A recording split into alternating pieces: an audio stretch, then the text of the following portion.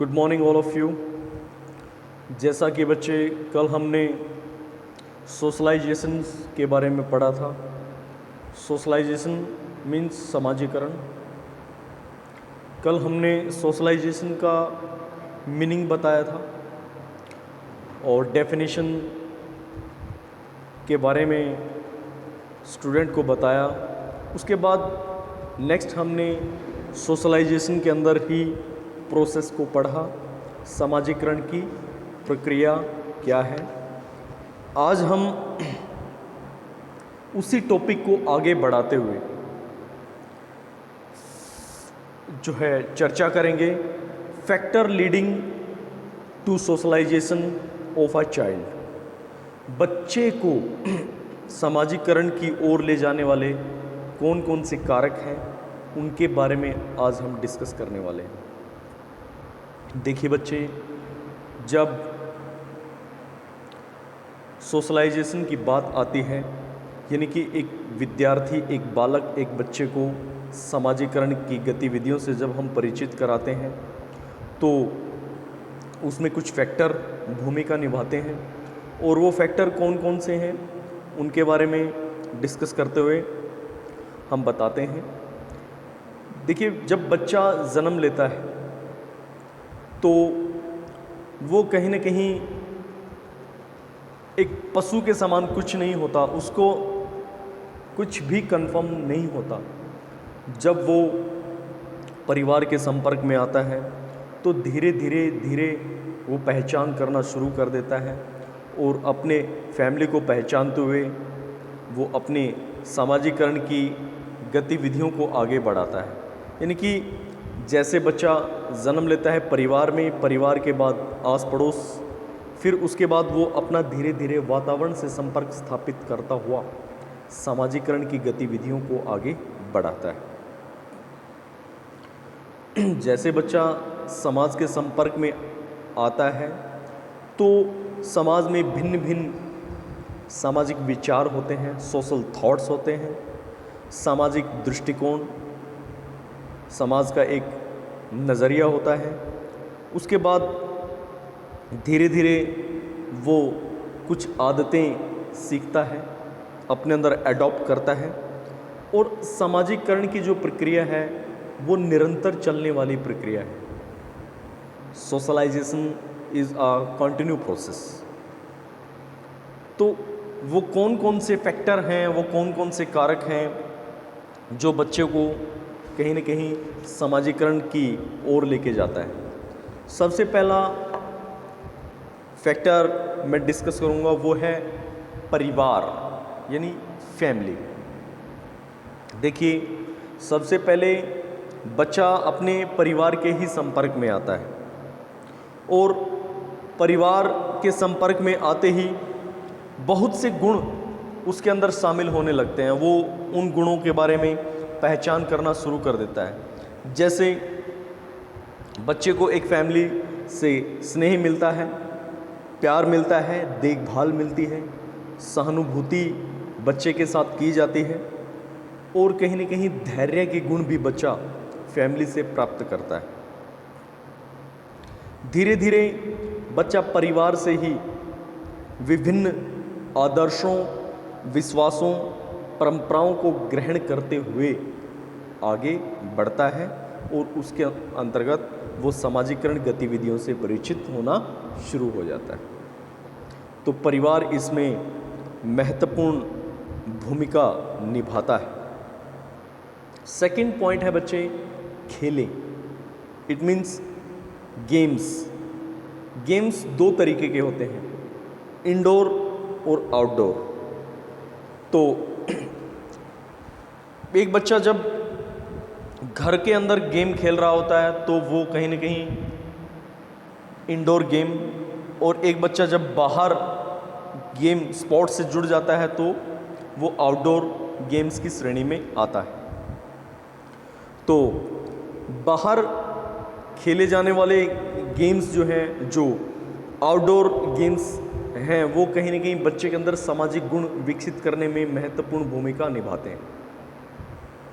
हालांकि indoor games से भी कहीं ना कहीं नेतृत्व की क्षमता उसके अंदर ईमानदारी के भाव आने शुरू हो जाते हैं। लेकिन जैसे ही वो आउटडोर गेम में शामिल होता है तो बड़े लेवल पे उसके अंदर कुछ गुण आने शुरू हो जाएंगे। जैसे बच्चा ईमानदार, समूह में रहना, किस प्रकार जो है समूह में रहा जाता है, वो सारी चीज़ें इन्हीं गेम्स के माध्यम से सीखता है। सहयोग कैसे करना है, एक टीम बिल्डिंग, एक पूरा टीम कैसे बनाना है, क्योंकि टीम का भी महत्वपूर्ण जो है भूमिका होती है समाजीकरण में, ठीक है ना। जब तक ये चीज़ें हमारे अंदर नहीं होंगी तो हम जो है सामाजिक नहीं बन सकते। तो ये सारी चीज़ें कहीं ना कहीं समाजीकरण में महत्वपूर्ण भूमिका निभाती है। उसके बाद है बच्चे हमारा आस पड़ोस, यानी कि नेबरहुड। आस पड़ोस भी परिवार की भांति ही होता है, क्योंकि जब परिवार से बच्चा निकलता है, बाहर जाता है, तो सबसे पहले वो आस पड़ोस से कनेक्टिविटी करता है। उसकी आदतें क्या हैं, वो किस तरीके का बच्चा है, वो आस पड़ोस में सब देखा जाता है, समझा जाता है। इसी तरीके से समस्याओं का समाधान प्रभावी तरीके से वो कैसे करता है, वो कहीं ना कहीं ये सारे गुण बच्चा आस पड़ोस से ही सीखता है। तो कहीं ना कहीं इसी तरीके से समाज का भी बहुत बड़ा हाथ होता है बच्चों को या एक बच्चे को समाजीकरण की प्रक्रिया के बारे में बताना, समझाना, ठीक है ना। तो आस पड़ोस भी एक महत्वपूर्ण भूमिका निभाता है। ये भी एक फैक्टर है बच्चों को या बच्चे को समाजीकरण से परिचित कराने के लिए। उसके बाद बच्चे नेक्स्ट पॉइंट है फोर्थ, वो है स्कूल। स्कूल में बच्चा आपस में जब दूसरे बच्चों के साथ कनेक्टिविटी करता है, जुड़ता है, तो देखिए स्कूल के अंदर विभिन्न धर्मों, जातियों, समूहों के बच्चे आते हैं। तो जब वो एक पृष्ठभूमि पर अंत्यक्रिया करते हैं तो उनके अंदर बहुत से भाव आने शुरू हो जाते हैं। जैसे विभिन्नता में वो एकता को महसूस करते हैं, डाइवर्जन में यूनिटी को महसूस करते हैं, ठीक है। उसके बाद साथ पढ़ते हैं, साथ अपनी फीलिंग्स, मोशन, थॉट्स को शेयर करते हैं, ठीक है। तो इस तरीके से बच्चे के अंदर बहुत से सामाजिक गुण आने शुरू हो जाते हैं और बच्चा कहीं ना कहीं सोशल वैल्यूज़ को भी सीखता है। स्कूल में जाने के बाद उसका दृष्टिकोण भी विकसित होता है, उसका नज़रिया भी स्कूल के अंदर विकसित होता है। तो कहीं ना कहीं और दृष्टिकोण जैसे ही उसके अंदर बदलाव आना शुरू हो जाता है, कहीं ना कहीं उसका बिहेवियर भी, उसका व्यवहार भी बहुत ज़्यादा चेंज हो जाता है। तो कहीं ना कहीं स्कूल भी महत्वपूर्ण भूमिका निभाता है समाजीकरण प्रोसेस में। नेक्स्ट है बच्चे, वो है कैंप। कैंप भी कहीं ना कहीं एक महत्वपूर्ण भूमिका निभाता है बच्चे को समाजीकरण की गतिविधियों से परिचित कराने के लिए। ये भी महत्वपूर्ण फैक्ट है। देखिए बच्चे, जब कैंप से बच्चा जुड़ता है, जब कैंप से बच्चा की कनेक्टिविटी होती है, तो उसके अंदर समाज सेवा के भाव आने शुरू हो जाते हैं, ठीक है। और बच्चा प्लानिंग बनाने लगता है, उसके अंदर प्लानिंग किस तरीके से बनाई जाती है, ये सारे सामाजिक गुण वो कैंप के माध्यम से ही पता उसको चलता है। और इसके साथ साथ बच्चे के अंदर एक उत्साह भी होता है आगे बढ़ने का, उसको प्रोत्साहन मिलता है कैंप के माध्यम से ही। और जब बच्चा कैंप से जुड़ता है तो बच्चे के अंदर जो है संयुक्त और सहयोगी प्रवृत्ति भी जागृत होनी शुरू हो जाती है। इसके साथ साथ बच्चे के अंदर सहानुभूतिपूर्ण व्यवहार, किस तरीके से जो है व्यवहार करना है, किस तरीके से अपने आप को रिप्रेजेंट करना है, ये सब बच्चा कहीं ना कहीं कैंप के माध्यम से ही सीखता है। और सहयोग भी कौन सा, विदाउट स्वार्थ, बगैर किसी स्वार्थ के जो है सेवा भाव वो करता है, दिखाता है, ये सारे ही गुण बच्चे के अंदर कहाँ से आते हैं बच्चे? जब वो कैंप में जाता है। तो कैंप भी कहीं ना कहीं सामाजिकरण की प्रक्रिया को सुचारू रूप से चलाने में और सामाजिकरण के गुणों को विकसित करने में महत्वपूर्ण भूमिका निभाता है। नेक्स्ट है बच्चे समाज। समाज मीन्स सोसाइटी। देखिए समाज भी सामाजिकरण का बहुत बड़ा आधार होता है, क्योंकि समाज में हम केवल सामाजिक गतिविधियों में नहीं, समाज के उत्सवों में, समारोहों में भाग लेते हैं। और जब हम इस तरीके से जुड़ते हैं तो बहुत बड़ा समाज का एक समूह भी हमारे साथ जुड़ता है। हमारे समाज में पहचान होती है। कहीं न कहीं पहचान ही नहीं, हमारा जो व्यक्तित्व है वो भी निखरना शुरू हो जाता है। इसके साथ साथ सामाजिक गतिविधियों में हम फिर और भी बढ़ चढ़कर भाग लेना शुरू करते हैं, जिसके अंदर समाज में हमारी पहचान तो होती ही है, साथ ही साथ लीडरशिप की भी भावना हमारे अंदर जागृत होना शुरू हो जाती है। जब हम लीड करने लगते हैं, जब हम एक सोसाइटी को लीड करते हैं, तो कहीं न कहीं हमारे अंदर आत्मविश्वास के भाव भी आने शुरू हो जाते हैं। तो कहीं न कहीं ये सारी चीज़ इकट्ठा होकर एक ऐसे बच्चे का निर्माण करती है जो समाज जिसको चाहता है। और बच्चे मैं आपको बताऊं कि समाज से ही हमारे अंदर वांछित परिवर्तन आने शुरू हो जाते हैं। वांछित परिवर्तन कौन से होते हैं? जो सही परिवर्तन होते हैं। अवांछनीय गलत होते हैं, वांछनीय सही। सही तरीके के परिवर्तन हमारे अंदर आने शुरू हो जाते हैं। और वो कहाँ से आते हैं? समाज से। यानी कि हमारी आदतें सही होना शुरू हो जाती हैं और हर तरीके से हमारे अंदर वांछित भाव आने शुरू हो जाएंगे। हम सही मार्ग पर चलने का प्रयास भी करते हैं समाज के माध्यम से। इसके बाद है जाति, यानी कि कास्ट। देखिए प्रत्येक जाति के अपने कुछ विशिष्ट मूल्य होते हैं, कुछ रीति रिवाज होते हैं, कुछ परंपराएं होती हैं जिस पर वो बिलीव करते हैं और जिस पर उनके जीवन मूल्य भी टिके हुए हैं। प्रत्येक जाति का ये उद्देश्य होता है कि बच्चे का सामाजिक विकास। सामाजिक विकास में जब वो बच्चा लीड करता है अपना सामाजिक विकास करके, तो कहीं न कहीं उसके अंदर बहुमुखी प्रतिभा के भाव आने शुरू हो जाते हैं। मल्टीपल टैलेंटेड वो हो जाता है। बहुमुखी प्रतिभा यानी कि मल्टीपल टैलेंटेड वो बच्चा हो जाता है। तो प्रत्येक जाति अपने बच्चे को सामाजिकरण की गतिविधि से परिचित कराना चाहती है। तो कास्ट भी कहीं न कहीं बच्चे को सामाजिकरण की ओर ले जाने में महत्वपूर्ण भूमिका निभाएगी। इसके बाद है बच्चे धर्म मीन्स रिलीजियंस। देखिए प्रत्येक धर्म का भी अपना एक विशिष्ट विश्वास होता है, स्पेसिफिक बिलीफ। कुछ परंपराएं होती हैं, कुछ कर्मकांड होते हैं और कुछ रीति रिवाज होते हैं। तो कहीं न कहीं धर्म के माध्यम से भी बच्चा सामाजिक बनता है। प्रत्येक बच्चे विभिन्न धर्मों के साथ जब अंतःक्रिया करते हैं, इंटरेक्शंस जब होता है, तो उनके अंदर कैसे गुण आएंगे बच्चे? मानव सेवा के गुण आएंगे। उसके साथ साथ सहयोग की भावना उनके अंदर जागृत होगी। इसके साथ साथ सहानुभूति की भावना भी जो है धर्म के माध्यम से आएगी। उसके बाद आदर, रिस्पेक्ट भी कहीं न कहीं जो है धर्म के माध्यम से ही बालक के अंदर आती है। इसके साथ साथ समायोजन के गुण बच्चे के अंदर जो है विकसित होने शुरू हो जाते हैं।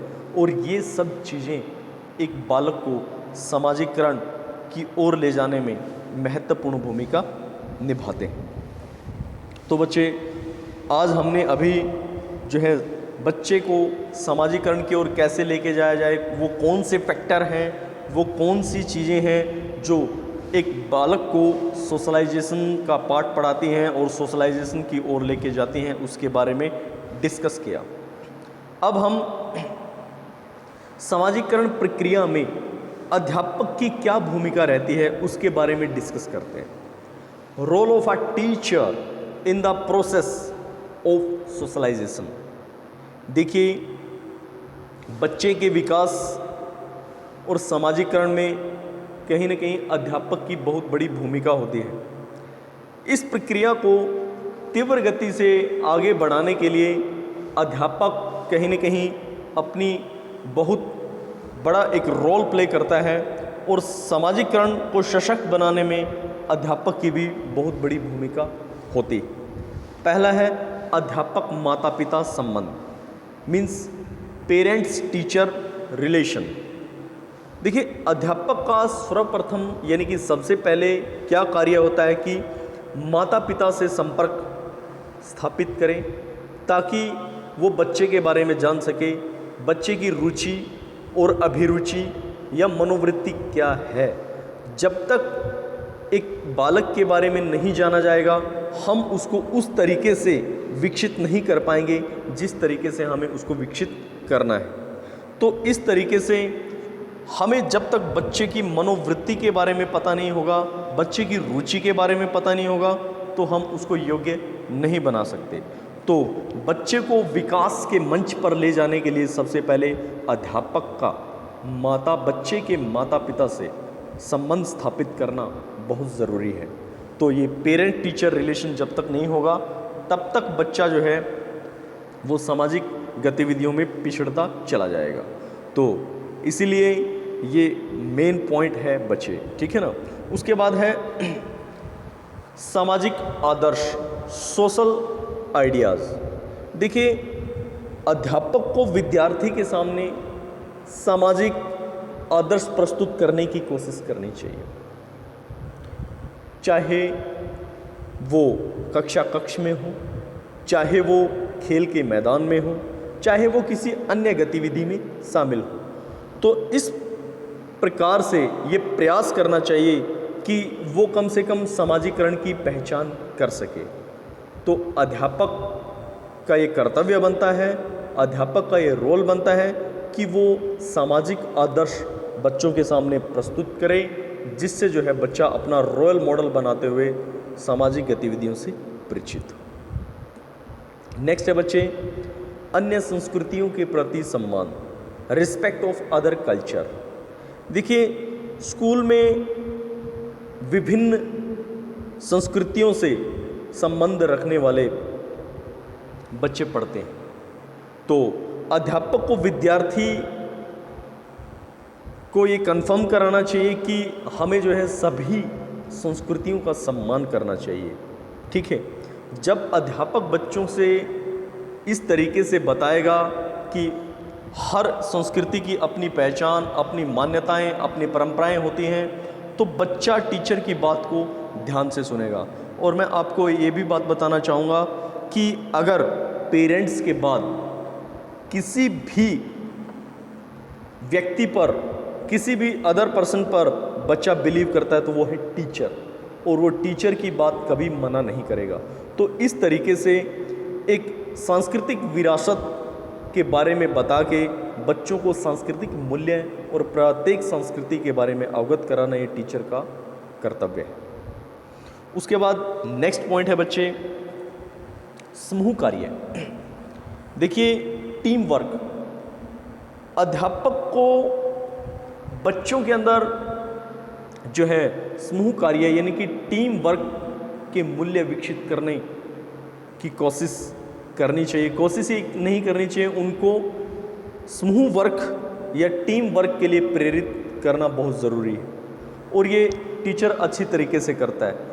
कोई प्रोजेक्ट वर्क उनको दे दिया जाए जिसमें सभी बच्चे इन्वॉल्व हों और वो कहीं ना कहीं समूह में काम करेंगे, क्योंकि समूह में काम करने से क्या होता है, टीम वर्क जब काम करती है तो कहीं ना कहीं कार्य करने में एक तो आसानी हो जाती है और वो कार्य आसान भी लगने लगता है।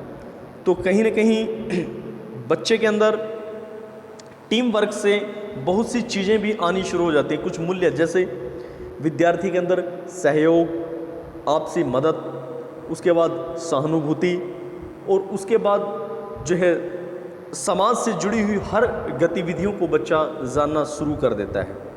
तो ये सारी चीज़ें जब बच्चे के अंदर सामाजिक भावना आनी शुरू हो जाएगी तो वो कहीं ना कहीं सामाजिकरण की ओर जो है अग्रसर होगा, और समूह कार्य से ये संभव है।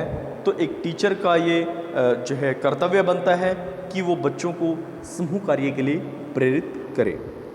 उसके बाद है नेक्स्ट, अच्छे संबंध, हेल्दी रिलेशन। अध्यापक को स्कूल में बच्चों के साथ एक ऐसे संबंध स्थापित करने चाहिए जो बच्चों को ये बता सके, समझा सके कि गुड रिलेशन होता क्या है, सहकर्मियों के साथ किस तरीके से व्यवहार करना है, छोटों के साथ किस तरीके से व्यवहार करना है, अपने से बड़ों का किस तरीके से रिस्पेक्ट करना है, किस तरीके से सम्मान करना है।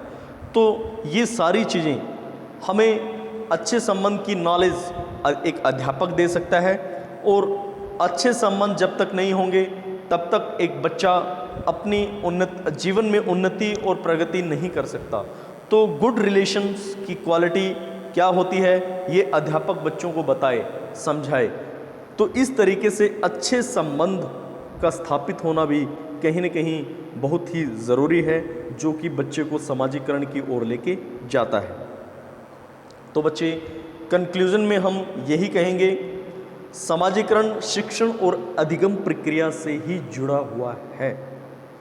समाजीकरण के द्वारा विद्यार्थियों में नए आदर्शों, नए विश्वासों, नई मान्यताएं, नए गुणों का विकास होता है, और सामाजिक जीवन के ढंग को किस तरीके से सीखना है, किस तरीके से सिखाना है, ये सभी गुण सामाजिक क्रियाओं के माध्यम से बच्चे में आते हैं।